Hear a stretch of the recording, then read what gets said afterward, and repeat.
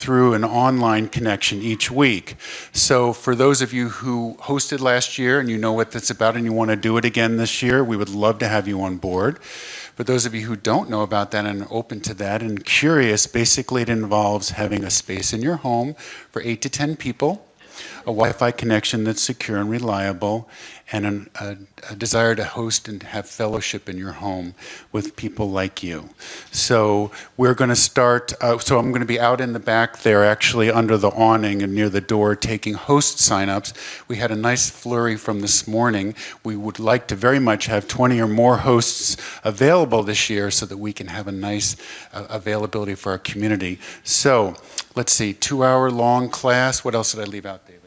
Okay, pretty good. So, I got the seal of approval. So see me afterward. And for those of you who want to do the class, we'll start those signups next week. Right now we're looking at hosts. So I'll be out in the back. If you have questions, please come to me. Thank you. Great. Thank you, Daniel. Thank you.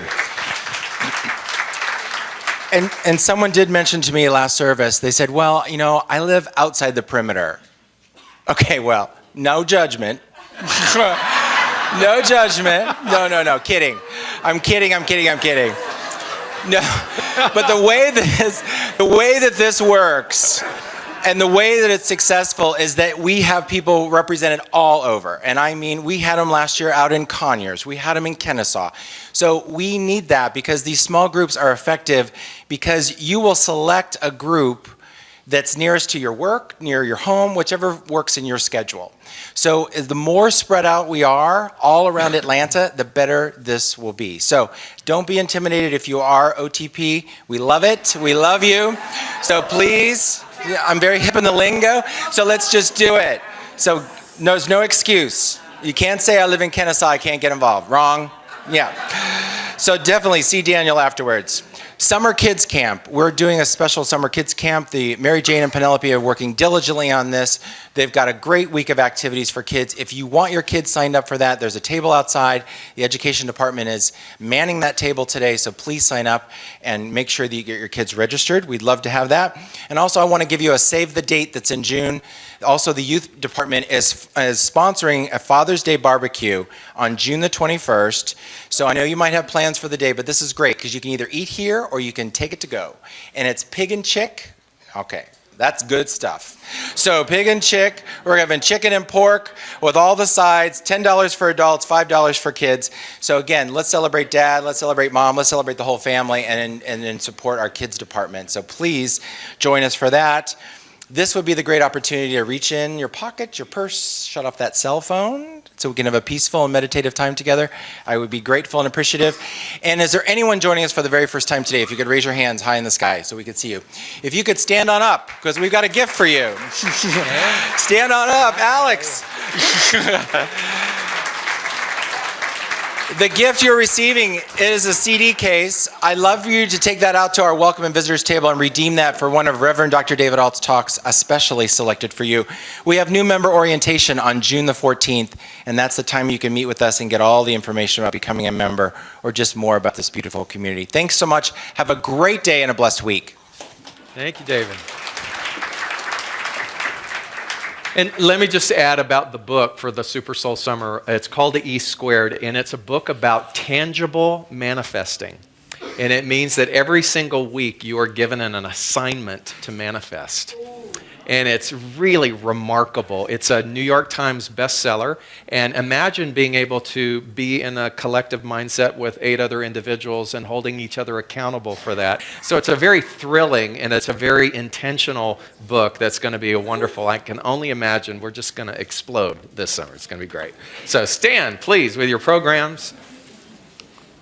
Inside is our declaration of principle, and I want to invite you to read that with me. I believe in one God, one absolute power and first cause to all things. I believe that this power is perfect love, and it creates out of a desire to express love. I believe that all thought is creative, and how I choose to think creates my personal experience. I believe in the unity of all life and the immortality of the individual soul forever unfolding. I believe in the eternal goodness, the eternal loving kindness, and the eternal givingness of God to all. Would you remain standing? Your song is on the inside handout. It's called I Claim a Blessing.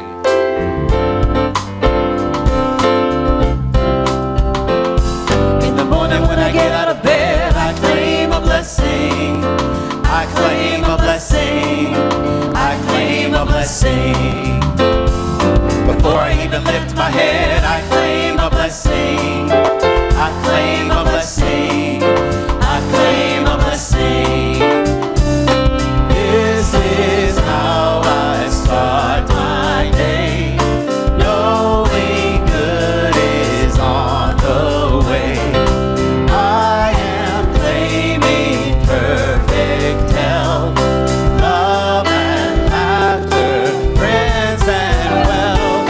In the morning when I get out of bed, I claim a blessing. I claim a blessing. I claim a blessing. Before I even lift my head, I claim a blessing. I claim a blessing. I claim a blessing. Claim yours. Turn to those around you and say good morning.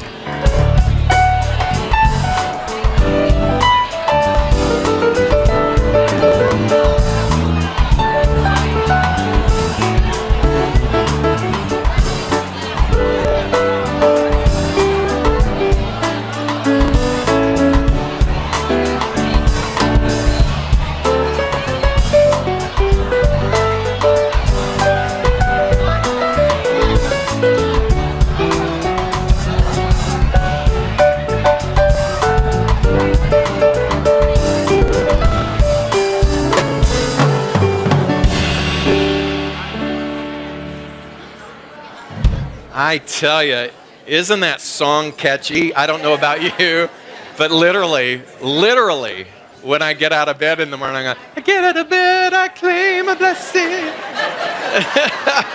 It's like an earworm. I love that song. Take this beautiful energy, if you would, and just actually visualize you bringing it into your heart, because in this energy is transformation, it's connection, it's love, it's the deepest and purest of reality. And I just want you to breathe some of that in and claim that for yourself as we prepare for our contemplative prayer time this morning, which is being led by Sanichi Nana.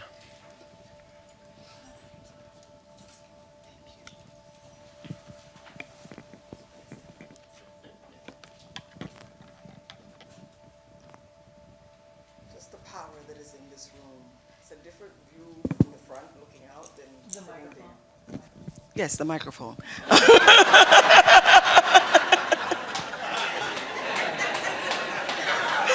Okay, we'll start over. So it's a beautiful view from the front, just the power that is in this room. A different experience when you're sitting versus when you're standing up here looking out. So I just welcome all of you. And just be with me as I share a passage. For it was you who formed my inward parts. You knit me together in my mother's womb. I praise you, for I am fearfully and wonderfully made. Wonderful are your works that I know very well. My frame was not hidden from you when I was made in secret, intricately woven in the depths of the earth. Your eyes beheld my unformed substance. In your book were written all the days that were formed for me, when none of them as yet existed. How weighty to me are your thoughts, O God! How vast is the sum of them! I try to count them. They are more than the sand. I come to the end. I am still with you. So as we dim the lights and just focus, take my words, whatever resonates with you, and just know this with me. There is one God before time, after time, during my time. And this one God and I are one.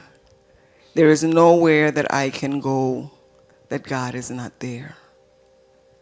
And even in the phases where I think I am running from God, I come to know that I've been running to God. In every experience that I have, there is God. I am one with God, and I am at peace. I have my living and my breathing and my being in God.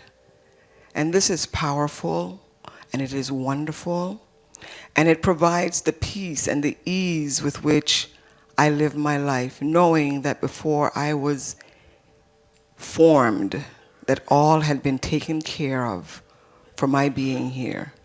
The love is here, the resources are here, the people are here.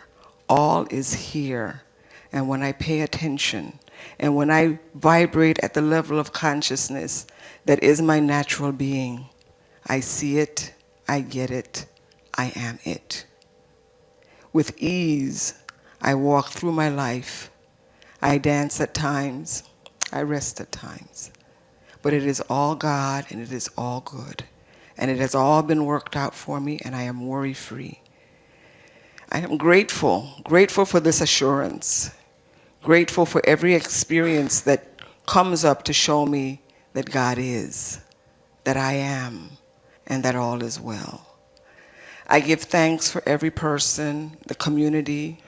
I give thanks for all the teachers, all the students, for the teacher in me, for the student in me. I am so grateful for all of this, and I know that this is just the tip of the iceberg. There is more, there is greater, there is the allness in which all of this has been created and provided for me. And even before I see it, I say thank you. Releasing these words into the law, I know that they come back abundantly multiplied and abundantly blessed. And join me in the affirmation of these powerful words, and so it is.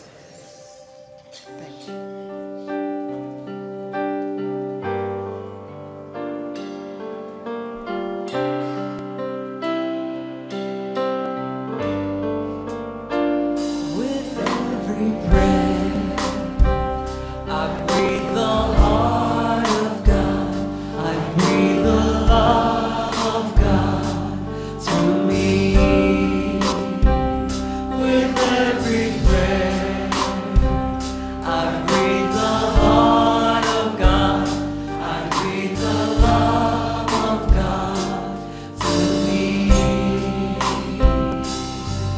As I open and allow, I know right here and now, I create a world where wonders never cease.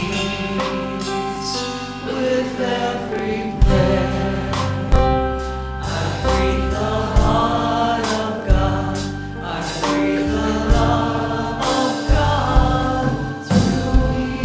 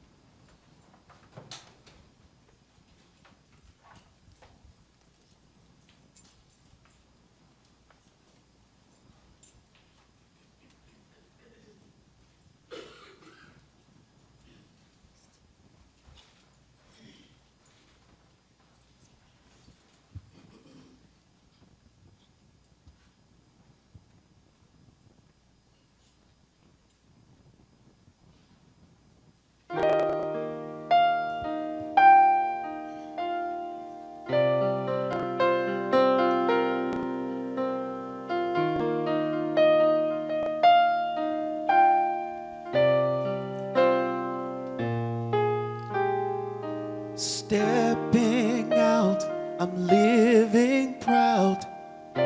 It's a victory. I've cried out all my tears, given up my fears. I'm feeling free. I'm moving past the edge. I'm looking ahead, no turning back. I'm cutting cords. I let my wings soar. My life life's on track. When I get this feeling, it makes me lose control. I won't stop. I gotta free my soul. I'm feeling free. I'm feeling free.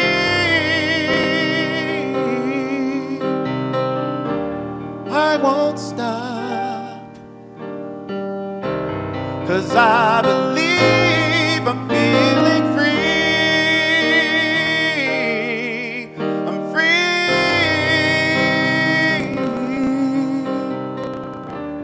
I won't stop feeling free.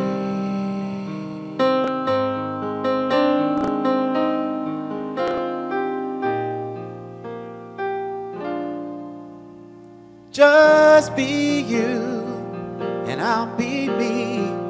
Let's live our destiny. When I choose to live in my truth, I'm feeling free. When I get this feeling, I gotta break away. I won't stop loving me today. I'm feeling free. Free. I won't stop feeling free. I'm feeling free.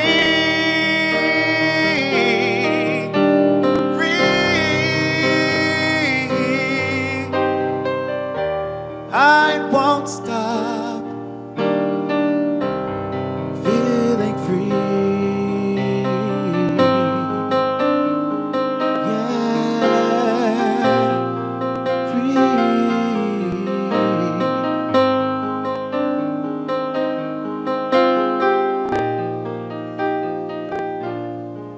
I will spread my wings and fly. 'Cause I'm free, free. I won't stay down, 'cause I can fly. I believe, I believe, I believe. I'm free.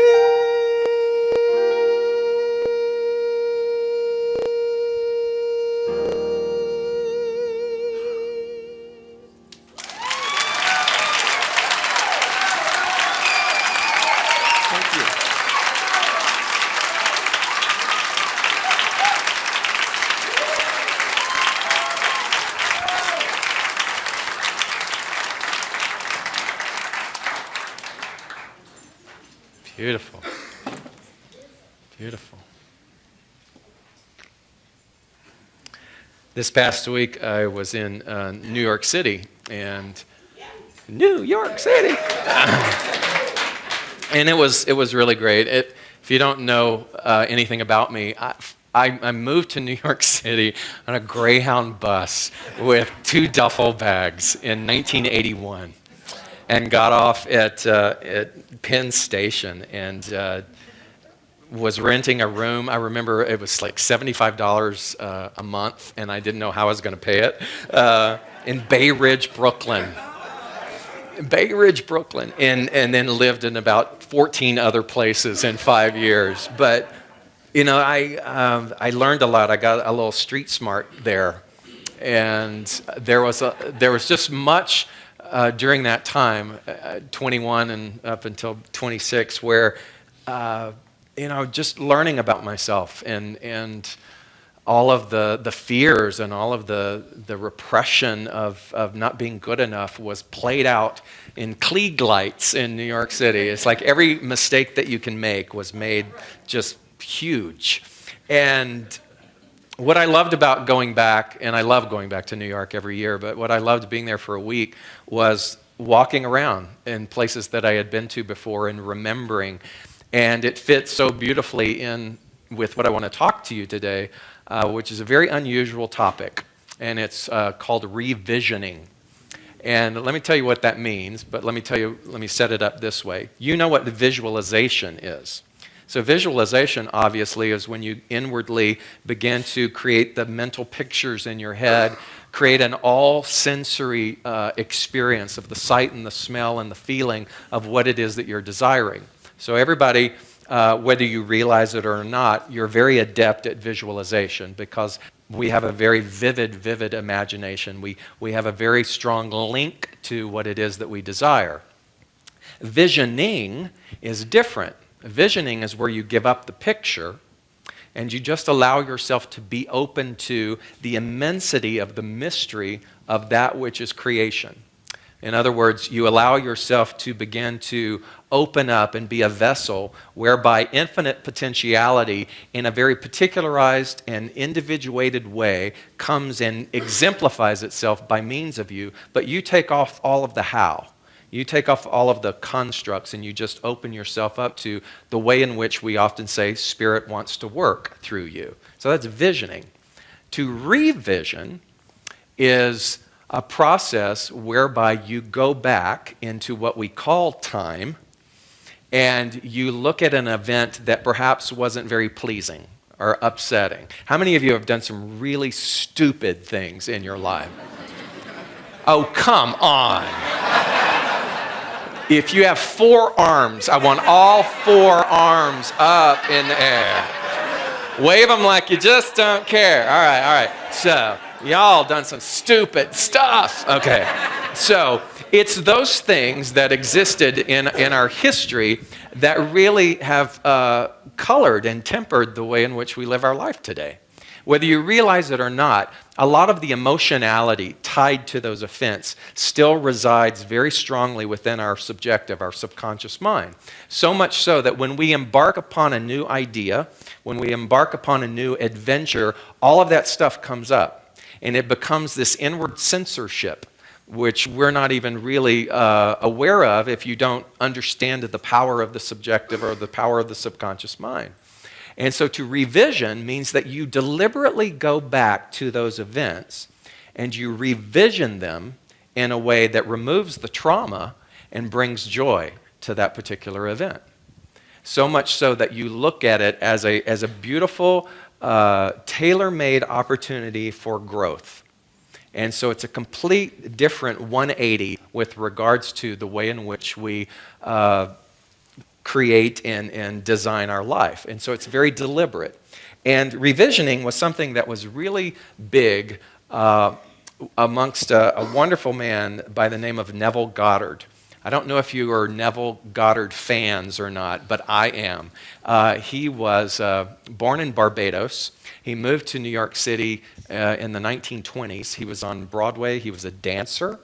And he got very much attracted to mental science and metaphysics and all of those things that dealt with the realm of esoteric knowledge, and so he just poured himself into this. He found several teachers that helped him, and over time, he began to speak on a regular basis in New York and then subsequently Los Angeles. And his writings are phenomenal. They're just phenomenal. He was a contemporary of our founder, Ernest Holmes. And Joel Fotinas, who is the vice president of Tarcher Putnam in New York City, the biggest publishing house that has all of the Science of Mind material, all of the Think and Grow Rich material, all of the authors that you probably are very much aware of in that particular era. They also have the Neville Goddard material. And they went and created an anthology of every single thing that he had ever written and put it in this edition. And Joel sent it to me, and I was like, Christmas. I was like, ah! And it's one of the books that I'm going to focus on a lot during the summer. It's going to be our book of the month for next month. But in here, Neville was very much into revisioning, and he would teach people how to do that. He would say, I want you to take that traumatic incident. I want you to take that specific time where you shut down emotionally. I want you to go back to that era and begin to practice putting yourself into that place and begin to revision it. In other words, see the outcome differently so that you can begin to understand the power that you have contained within you. So if you don't understand that, let me set you up a little bit for success with how this works. Number one, if you and I want to really do something like this, if we want to upgrade the quality of our life as we experience it today, number one key is, this is a big one. You ready? It's a big one. Relax. Relax. Relax. Oh my God, people, relax. That's number one, by the way. Relax. What is the deal? You know, it's like this going on inside of us. And what we're asked to do is to relax. You're setting the stage. You're setting the stage to be able to begin to receive what it is, the gifts that are a part of the infinite vastness of creation. So in this relaxation, what you and I begin to do is we deliberately say, okay, worry, I'm setting you aside. You know, all that worry is the negative use of your imagination. And so when you begin to understand that worry is self-imposed and self-propelled, then you realize that if you want to alleviate, and I mean, it's one of the most wasteful ways to expend your energy is through worry. And so relaxation and just saying, I'm setting that down for right now. I'm allowing that to not be in this present moment and just begin to breathe. And as you determine to relax, I have to get you now to entertain the idea that there is no such thing as space or time. What? You see, because time is actually a human invention. Time, as we've been taught and as we are familiar with, is very linear. So we look at timelines. We go from this particular Stone Age era through these particular generations and events into the agriculture, industrial age, into where we are today. And so that's the way in which we delineate and understand time to be. So we talk about the past. We also talk about the future. And what you are asked to consider is the fact that you have to go back to your understanding of creation and of God.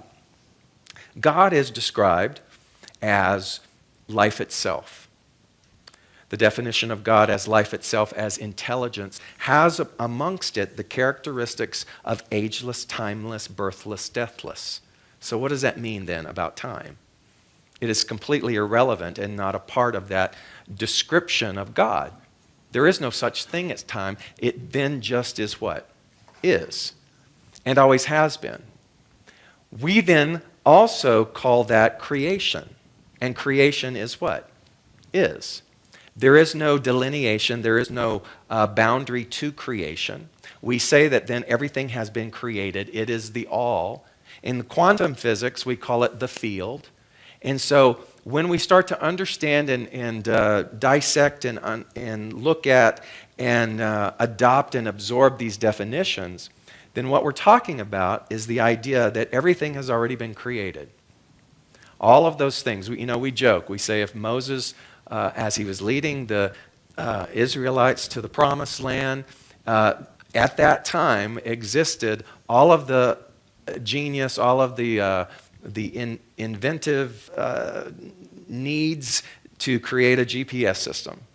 And that's when man first stopped asking for directions. No, but what does that mean? It means that the thing about that technology existed then, but the race thought was not in equivalency with that knowledge.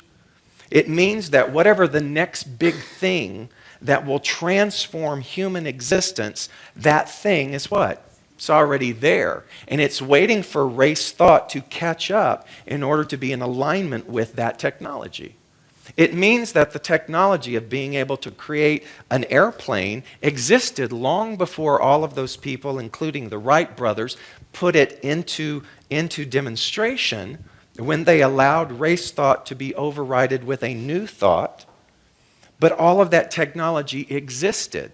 All of the cures and all of the vaccines that we have present day, all of those elements of the vaccine existed long before the vaccine came into being. You got it? So there is no such thing as no thing in terms of creation, because it's all. It's already there. And so when we take that and juxtapose it with the idea that there's no such time, then the only way we can begin to explain it from a quantum ideal is the fact that life then is multidimensional. Multidimensional, the only way I could maybe visually show you is that it's stacked, and that all of these time things are happening simultaneously at the same time. What? But it helps you if you will consider that with the practice of revisioning. So what does that mean? It means that the painful thing that you think existed in your past is what? Right now. And you can then go into mind and begin to articulate and restructure that particular event. So that is that. The no time, multidimensionality. The other thing is understanding God, or the terminology of God, as the unconditioned. Unconditioned. What does that word mean? There are no conditions. There's no boundaries. There's no limitation to it. God as the unconditioned means that it is the all in all. We say then, if it's God is all, then you and I are a part of that. That means that we are a part of the unconditioned. And to the degree that we take ownership of that unconditionality of life is the degree in which we free ourselves from the self-imposed conditions. So every single time you say that you can't do something, you have placed a condition upon the unconditioned. Every time you think that you are limited in any way, you, through self-imposement, have placed a condition upon something that is unconditional, unlimited. Every time you live your life based upon those stupid mistakes that we say that we made, and you have defined yourself as that, and you say, well, I can't do that. Boy, I messed that one up. Or when you say, I'm unlucky in love, or when you say, I don't have a green thumb, or when you say, I can't sing a note, or when you say, everything I touch is a disaster, or all the kinds of things that we use to describe our past history. When you do that, what you have done is you've placed a condition upon yourself, and the true self of you is the unconditioned. You got it?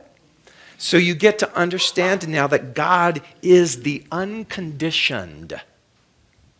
And that means that you also have that as your quality. The next thing is you understand that you cannot serve two masters. So even though in your unconditional state, the forgetful part of you thinks that there's limitation, and yet the unconditioned part of you wants to remind you that there is no such thing. So think about that for a second. You're believing the lie, and the truth is trying to speak to you. And you're believing the lie, and the truth is trying to speak to you. And you're believing the lie, and the truth is trying to speak to you. So there is this combativeness, which is like trying to support and honor two masters, but you cannot do that. That is the house divided that Scripture talks about. And so you cannot have two opposing forces of consciousness. So what ends up happening most of the time is that when we have those two opposing forces of consciousness, if we're not conscious and not doing our due diligence spiritually, we default to the lie. We default to the condition. Because as a part of race thought means the migratory thought of living existence. When we default to that, instead of establishing a new thought, then those two opposing forces, every single time we fall back unless we remember the truth of who we are. In the Old Testament, if you grew up in Sunday school, do you remember the story of Daniel in the lion's den? Daniel in the lion's den, he was thrown in there, and they were assured that when they threw him in there, the lions would devour him. But Daniel was supposed to be this stalwart man of God, which simply meant that he was an exemplification of consciousness. And so as an exemplification or an instrument of consciousness, he's thrown into the lion's den, and what did the lions do? They said, yo, come on in. They gave him the cable remote, and they invited him to be amongst him. They were friends. No, they didn't touch him. They didn't touch him. And so it is said that what he did is he commanded them to be behind them. So you and I have lions of falsity, the roaring of illusion that want to overpower us. And most of the time, if we're not careful or if we are unconscious, those lions of falsity do what? They devour you. They literally rip away your life essence. When in actuality, you are a Daniel. You are a vessel of consciousness, and you have everything within your capacity to go, that is not my truth. That is a conditional thing. Get thee behind me. Get thee behind me. And so when you do that, something miraculous happens. You take your power back. You see, the power never left you, but it's been crammed and closed behind some kind of barricade, and you open it back up and you take it back. You are infused with that power. But you see, we give our power away to all different kinds of lions. You give your power away to people who are lions that you think that you are helpless against, and so they devour you. You give your power away to your ability and your belief in your creative expression and the fact that you can earn a living from that. And so it becomes a lion of illusion that devours you, that can constantly tells you that you're not good enough. And you give your power away to that. And so in that illustration, in the metaphor of Daniel is you are thrown into that. You are thrown into that, into the world, but you are not of the world. And please don't let me kid you by saying that you won't have any lions. You'll have great amounts of lions. Great amounts of opportunity to do the work. And so there will never not be broadcast and newspapers and mean-spirited people and fearful people and people who project and all kinds of things out there. There will never not be that. But see, you as you evolve spiritually, you as you move more into your unconditioned state can be amongst that and be the light and take that power back. And so it's as if the lions then go behind you. And so when we begin to see these things, we understand then that the act of revisioning is an act of healing. The act of revisioning is revising the way in which you see yourself. Even the word means a change or a set of changes that corrects or improves something. It's also equal to the word alchemy. You know what an alchemist is, right? The person who has the ability to take some crude rudimentary rock and turn it into gold. That's alchemy. To take a crude, rudimentary thought and turn it into a golden thought is an alchemical psychological process that you and I have every right to be able to do. Simply by changing the way you think. Simply by changing the way you think of yourself and the world around you. The world is here for you. I guess it's an Old Testament week because, the book of Numbers. I know you have the book of Numbers right by your bedside, right? And so in the book of Numbers, there's this great line in that scripture that said, there were giants in the land, and we were in our own sight as grasshoppers. There were giants in the land, and we in our own sight, not their sight, in our own sight were grasshoppers. And then, because of that, we were in their sight as grasshoppers. So what that means is we can be to others only that which we are to ourselves. So whatever it is that you are believing about you is really what the world is seeing and experiencing. And some of us can fake it for a bit.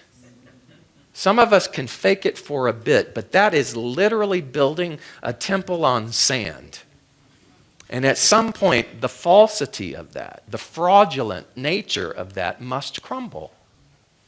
We can be to others only that which we are to ourselves. Therefore, as we revalue ourselves and begin to feel ourselves to be the giant, a center of power, we automatically change our relationship to the giants, reducing these former monsters to their true place, making them appear to be the helpless grasshoppers. And that was the illustration, one of the illustrations that Neville wrote in this amazing book. And so I was in New York and I was thinking about all of those times struggling in my early 20s. You know, it was the tomato Campbell soup days. It was the ramen noodle phase. I don't even know if ramen noodles existed back then. But I mean, it was the cheese pizza, one slice a day phase. And I just remember walking around, and so I started to go to areas of Manhattan where I could remember things that were not pleasant. And I was determined to put this into practice and to stand physically on those streets.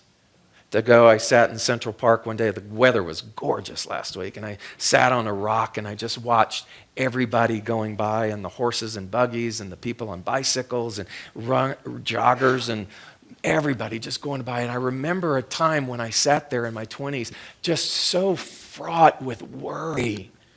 What's going to happen to me? Oh, if I could only do this. Oh, if I could only do that. And I sat here in my mid-50s, and I began to revision that time, and I began to pour into that young adult me all of this self-knowingness. I just began to pour it in. And I said, okay, give me some opportunities, give me some tangibilities to be able to revision this kind of stuff. So last Sunday was great. I spoke at Unity of New York, and we did a workshop there, and lots of people, and that was really exciting. And the following day I was walking, and I was recalling how in my 20s sometimes I just felt like I was invisible, just invisible. And I go, how do I bring about a visibility about myself, a value about myself? So I walked into a Starbucks. Guess how many Starbucks there are in Manhattan? 1,127,000. No, every single corner a Starbucks. So I walked into this arbitrary Starbucks, and I looked over, and I'm working on this visibility thing, and I look, there is a woman sitting there reading my book.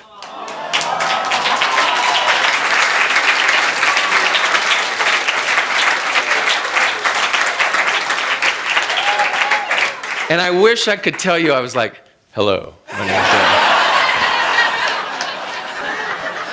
But I was like, oh my God!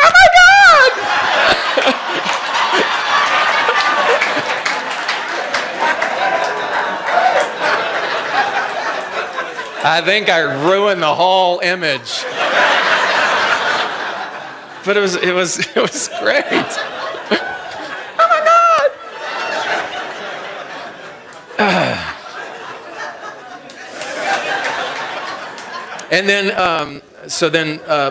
the Book Expo America, which is one of the largest book expositions in the world. I think it's second only to the one that happens in Frankfurt, Germany, somebody said. So imagine, I'm going to guess, 4 football fields worth of books and vendors and publishers and author signings and deals being made in the huge Javits Center.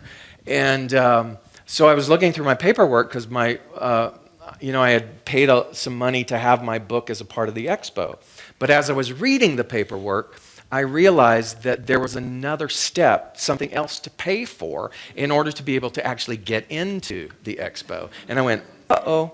And so guess what? I'm asking for these revisioning opportunities, right? So all of the times when I felt like I had done something incomplete, or I didn't read the fine print, or I wasn't smart enough, or whatever, all that stuff started coming back, and I thought, shoot, I really, really, really want to go in. I want to be able to get through the admissions into the Javits Center. And I go, but apparently I didn't do this, and it was a very hefty price, so all of my lack and limitation came up. And so physically in my gut, it just hurt. And I said, get up. And I started walking to the Javits Center. And I walked all the way up 11th Avenue to 34th Street. And by the time I got there, I thought, okay, and I walked in. There were banners flying through the ceiling of every amazing author you could think of. Brené Brown, Don Miguel Ruiz, all of these huge fiction writers, the banners, their times that they were going to be appearing. And I went, and then I noticed everybody wearing the lanyards around their neck, which was their admission pass. And I thought, maybe I could just borrow somebody's. And I could go in and just take the picture of the book on display. That's really all that I wanted, right? And so I asked somebody at a help desk, and they said, you're going to have to go to registration. So I go down, and there's this long line in registration. So I stand in the line. And the whole time, I am revisioning. And I'm just in there, and I'm thinking about all the times where I felt like I had screwed something up. And all the times when I felt like I didn't belong. And all the times when I wasn't enough. And I just began to do this process and to feel. And I was taking specifics. And all of a sudden, this image of this woman in my head just kept saying, you're welcome, you're welcome, you're welcome, you're welcome. I finally get up and I explain to the woman, I said, I'm only here today. This is my last day. It was the first day of the expo, but it was my last day there. And I said, my book won an award. I'm going to an award ceremony tonight. I'm not a part of the expo, but I would love to just go in and see the book and take a picture without having to pay this registration fee. And she, how many times, who knows how many times she's heard that story, right? And so she gets up and she walks away, and I'm standing there, and she comes back and she types in, it prints my badge out. And I went, thank you. And she said, you're welcome.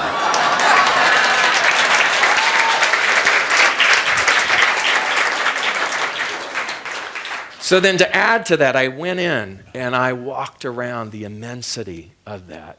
I mean, come on, I love books. So whatever it is that you love, imagine 4 football fields worth of what you love. So I'm just like, wow. And I began to breathe that in, So revisioning too is not necessarily going to the past and healing something, but also allowing whatever is to be and seeing yourself in the middle of that. And so that was very intoxicating and very, very spectacular.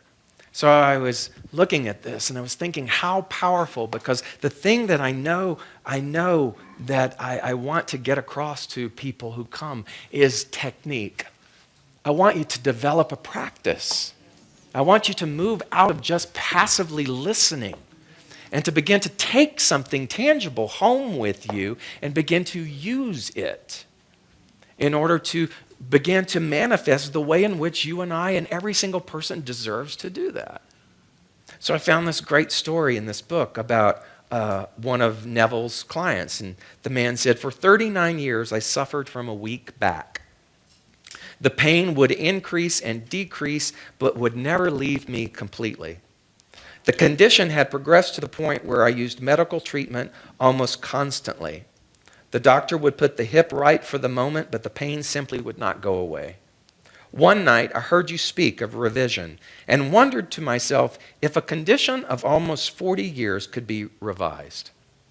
I had remembered that at the age of 3 or 4 years old, I had fallen backward from a very high swing, and after that had become quite ill at the time because of the serious hip injury.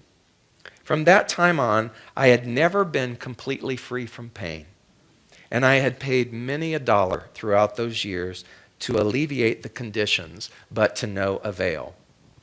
This year, during this summer month, the pain had become more intense, and one night I decided to test myself, and I attempted to do what it is that you say, to revise that ancient accident, and the word ancient is in parentheses.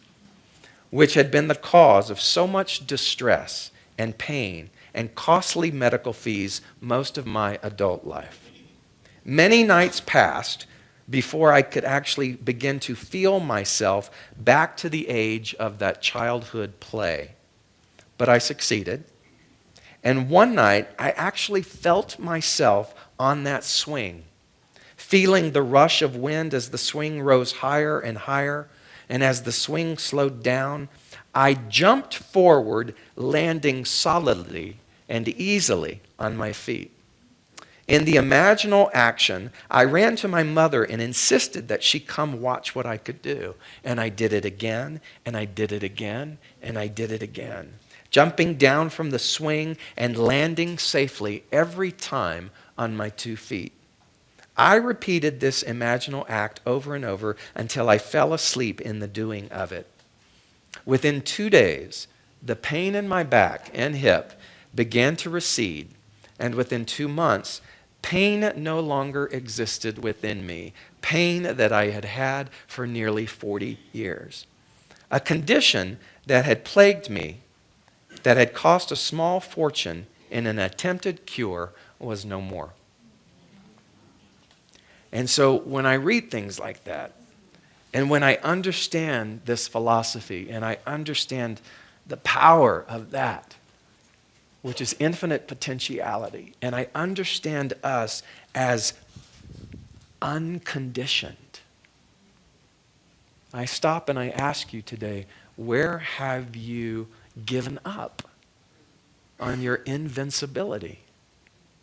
Where have you given up on the reclamation of your wholeness? Where have you stopped understanding and listening to your own heart and to your own mind about what it is that you and I are here to do? And so I told you before I left how I practiced thinking about that medal for the book and what that experience would be like. But I could have never have imagined how heavy this sucker would be.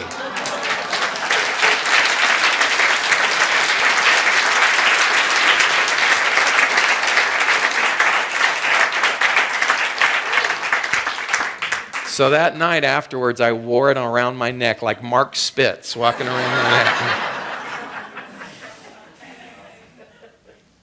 So I close with this. Anything that we cling to in memory can be dissolved by the transforming power of revisioning. All events in life arise. All events arise from the endless love of the universe and bring us the possibility for learning and recognition. Did you hear that? That means that every single thing that has happened to you and I was a product of the endless love of the universe. Everything. In order to give us the possibility for learning and recognition. The understanding of the true nature of events transforms even apparent losses or painful disappointments into the valuable gifts that they are. Times of desperation and inner tension, when they are recognized in this mode of transformation, automatically begin to become the most fruitful, growing phases of our lives. And so it is.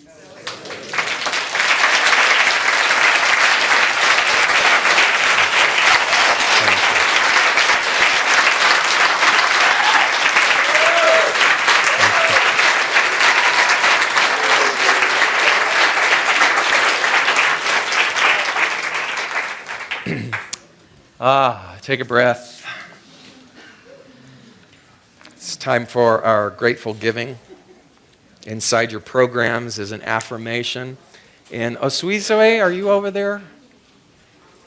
Where's Osizwe? Come on up, girl.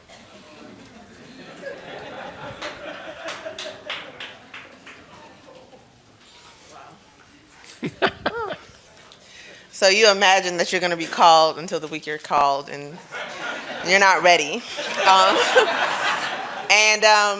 I am just truly grateful for this community. What I will say is that my life has continued to grow in abundance from the day that I set foot here. both financially and otherwise. When I come here and I give of my treasure, I see my life grow. It has grown through unemployment. It has grown through underemployment. Every life change has simply just magnified. I've tied what I wanted to receive and seen it double. And it's gotten so beyond the money that the good in my life is just overflowing. I just finished the abundance class with Lane and the grass is greener class with David. And so it just feels good to stand here and to just continue to welcome more good in my life. So what I know is that only good lies before me. And I'll read the affirmation. I live in a universe of abundance. As I freely and joyfully give, I join in the divine flow, and all that I share with life returns to me, multiplied abundantly, and so it is. Sizwe, thank you so much. Please welcome Ty Andrews.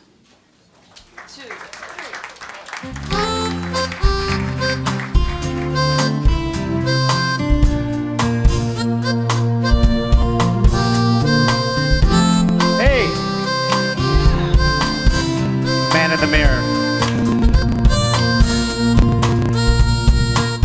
I'm gonna make a change for once in my life.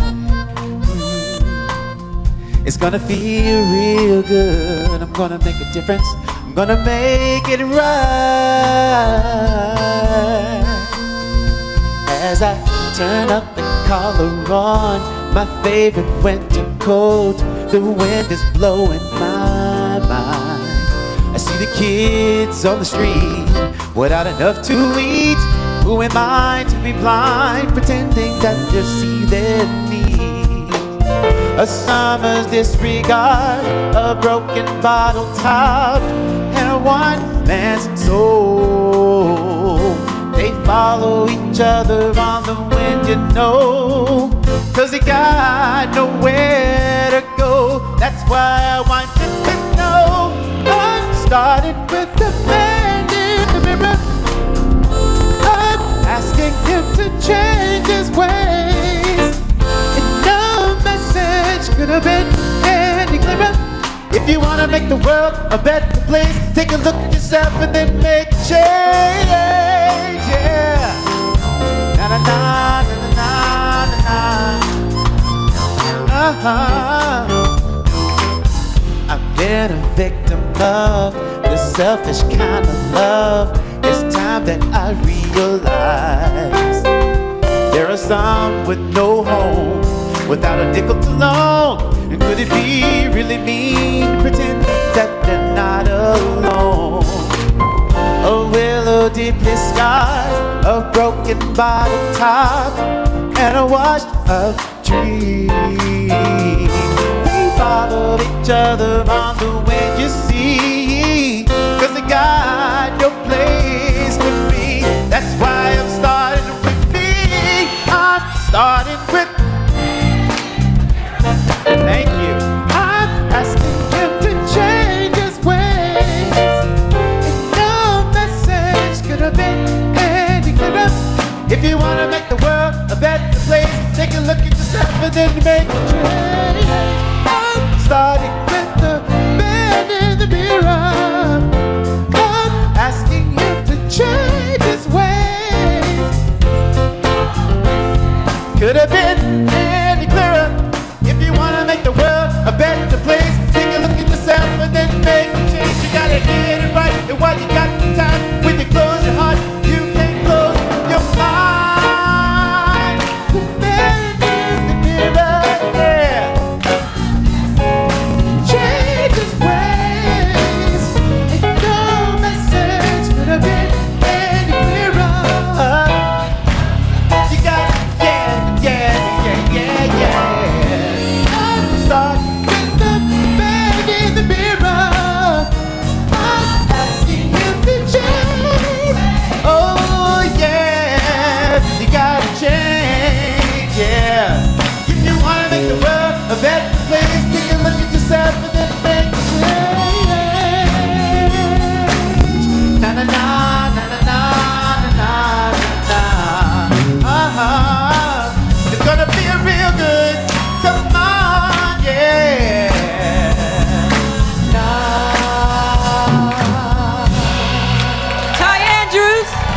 Gonna make a change. Thank you.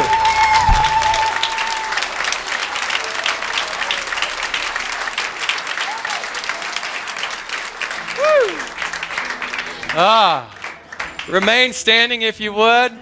If you have friends in the Los Angeles area, I will be speaking at Agape this Wednesday night. So, yeah. And next Sunday, you will have the incomparable Joyce Reynolds as your guest speaker.